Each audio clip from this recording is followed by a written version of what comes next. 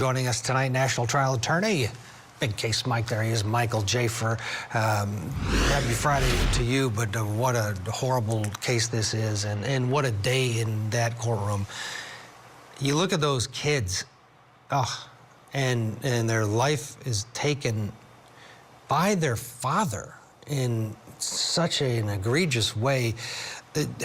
I'm sure some people are thinking, of all people, this guy deserves a death penalty. But Mom released a statement today saying that they are absolutely in agreement with the state here for this deal. Your thoughts?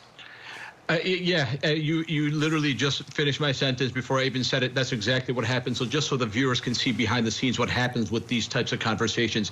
When the defense counsel was appointed, the first thing that the defense counsel did was call the prosecutor and say, I got to come talk to you. I'm going to be their attorney.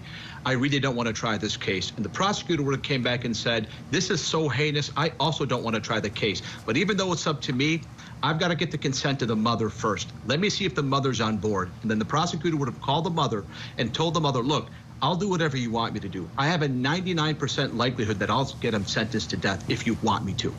But we'd be putting you and this community through a trial. Are you okay with me sending him literally into a hole where not only will he never see the light of day again, he literally will not see the sun again. We will also put him on suicide protocol so that he cannot even take his own life and excuse himself from the torment that the jail will give him. I could do that. Which one of those two do you want me to do? And then the mother would have had to tell the prosecutor, you know what, I would rather go through door number 2. If I'm not going to die and be released from this pain, I don't want him to die and be released from the pain. Put him on suicide protocol, put him in jail for the rest of his life. But it wasn't done yet, Ted. Because after those two bodies agreed, the state of Ohio through the prosecutor and the family through the mother, a third body had to agree, and that's the court through the judge. That judge could have thrown up that deal, but the fact that even the judge went forward without even having to take it under advisement, that shows you that that entire community did not want to go through that case. Everybody made the right decision, and so that's why you had this plea, and that's why the judge accepted it.